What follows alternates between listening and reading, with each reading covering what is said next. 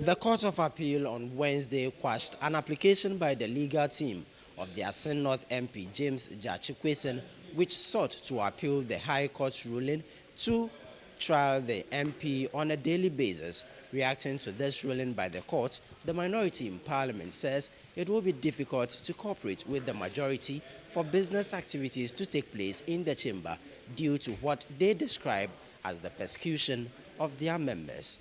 Since they have escalated the persecution of our colleague Honorable Kwesi, they should not expect cooperation from us. That is simple. We will not announce the strategy going forward. But all what we can assure you is that all options are on the table on a daily basis, and they should not expect cooperation from us. I won't go into the details, but let them be assured that amid persecution, cooperation will suffer. Nothing more, nothing less. And that is the position of the NDC minority. We are not going to compromise on that. They should come to the floor and do their business.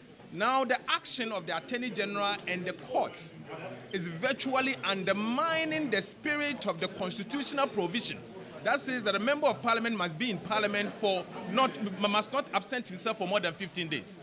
Do you know that the court asking him to absent himself for to be in court every day means that he will not be in parliament maybe for more than 15 days. So this is nothing but persecution.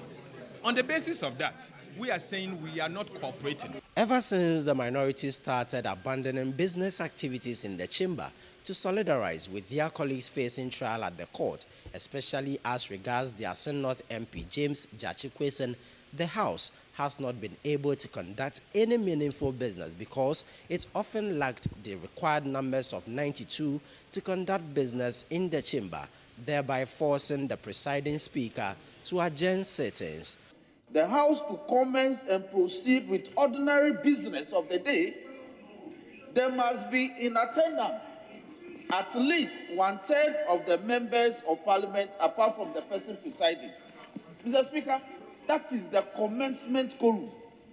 Commencement quorum, you need 92. Hold on, let me. Mr. Speaker, hold on. Mr. Speaker, I am not yielding. Honorable member, I'm saying hold on, sir, you are not yielding. If you've been following the media houses over the weekend, all is on Parliament. The fact that we don't get the numbers to do business. And I think it is coming unbecoming. So, honorable members, I think today will be the last day that we will raise this issue of quorum. So the whips, I am urging you to do more. On that note, I'm bringing proceedings to a close and adjourn the House to tomorrow 10 o'clock in the forenoon. Speaking on the floor of Parliament, the Minority Chief Whip Gavins Agboja says although the Minority Caucus abandons Parliament during days that their colleagues are being tried, the majority with their numbers could conduct business. You know that at your back, many colleagues are currently out there campaigning. In fact, one person who is a key person to solve our problem today is Dr. Baumia, our Vice President of the country. He's not at the office as we speak. He's campaigning somewhere. What has the absence of minority members who actually said we were not coming to work yesterday got to do with the reason why your members could not be up to the number that form quorum? So the problem is yourselves. If you produce your 138 members tomorrow morning, we shall provide our 137 members tomorrow morning. They are supposed to behave as representatives of their constituents. So if you tell me we should marshal our numbers as if the House is one-sided and the House is just minded to do only government business. No, we don't do only government business. Today, if you listen to what happened, what did we do? What private business? Statements that were delivered, they are all basically private business.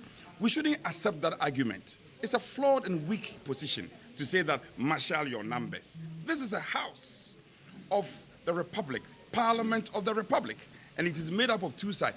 They should tell us why they are not participating in the public business. These are the questions you should be asking them. Why would they go for committee meetings and yet will not come to the chamber?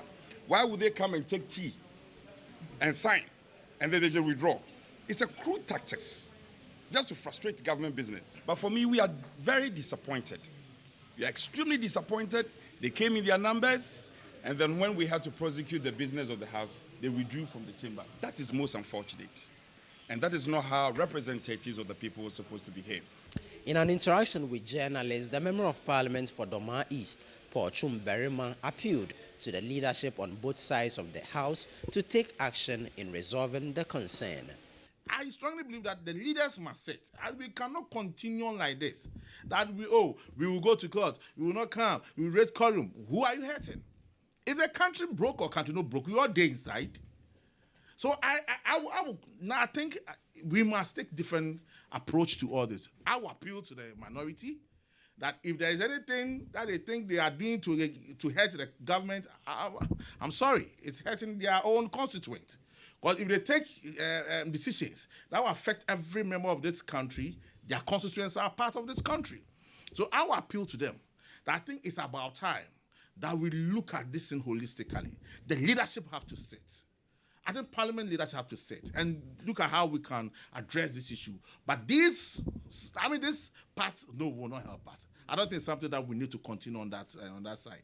Speaking to journalists, the Member of Parliament for Afram Plains North, Betty Nana Efua Crosby Mensah, condemned the activities of a US-based anti-human trafficking organization, International Justice Mission, in her constituency.